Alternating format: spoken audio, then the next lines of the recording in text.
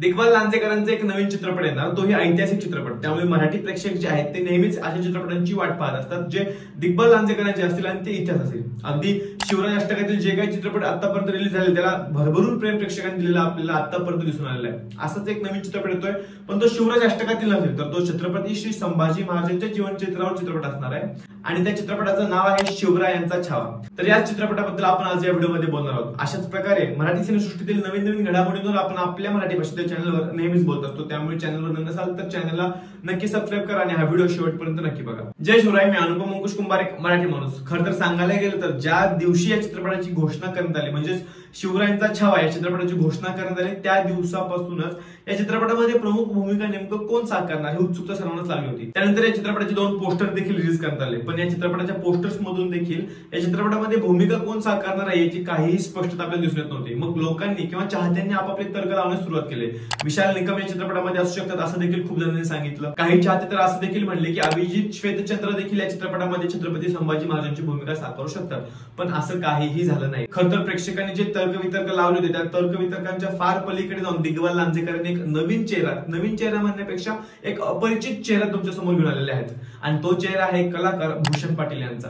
खरं तर भूषण पाटील हे एक नवीन चेहरा नाहीत, अपरिचित चेहरा. मी असं का म्हणतोय कारण की मराठी सिनेसृष्टीमध्ये त्यांनी आधी देखील काम केलेलं आहे. अगदी बर्नी चित्रपट असू दे किंवा ओळख माय आयडेंटिटी या चित्रपटामध्ये त्यांनी लीड रोल साकारलेला आहे. आता हे दोन्ही चित्रपट जास्त गाजलेले नाहीत किंवा जास्त परिचयाचे नाहीत, त्याचमुळे भूषण पाटीलला देखील जास्त कोण ओळखतं असं मला अजिबात वाटत नाही. आता बर्नी आणि ओळख माय आयडेंटिटी हे दोन्ही चित्रपट मी बघितले नाहीयेत, पण या चित्रपटांचे ट्रेलर आपल्याला युट्यूबवर बघायला भेटतात. पण ते दोन्ही ट्रेलर्स बघून मला भूषण पाटील नेमका ऍक्टर कसा आहे, चांगला आहे किंवा ते खासियत काय, सगळ्या गोष्टी समजून येत नाहीत. कारण की एक ट्रेलर होता ओळख माय आयडेंटिटी जवळपास 6 ते 7 वर्ष जुना ट्रेलर होता आणि एक ट्रेलर होता 2018 मधला. म्हणजे त्याच्यानंतर मराठी सिनेसृष्टीने खूप काही काम केलं.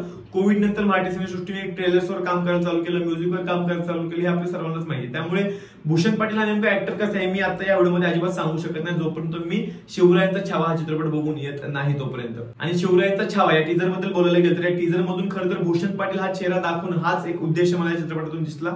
फक्त एक वाघाचा आणि छत्रपती श्री संभाजी महाराजांचा सीन या टीजर मधून दाखवण्याचा प्रयत्न दिग्बल लांजेकरांनी केलाय. आता या फक्त टीजरवरनं चित्रपट कसा असेल आपण सांगू शकत नाही आणि टीजर खूपच चांगला होता असं मला वाटलं नाही. टीजर जर आपण बघायला तर पावनखिंड आणि सुभेदार खूप उत्तम काढला होता, याच्यापेक्षा जास्त चांगला होता असं मी नक्कीच म्हणू शकतो.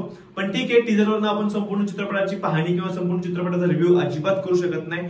ट्रेलरची वाट पाहूयात आणि ट्रेलर नंतर 16 फेब्रुवारीला हा चित्रपट सिनेमागृहांमध्ये येणार आहे. खरं तर छत्रपती श्री संभाजी महाराजांचा चित्रपट दिग्बल लांजेकर घेऊन येणार एवढंच माझ्यासाठी खूप जास्त आहे मी चित्रपट बघायला जाण्यासाठी. त्यामुळे हा चित्रपट मी नक्कीच बघायला जाणार आहे 16 फेब्रुवारीला सिनेमागृहांमध्ये.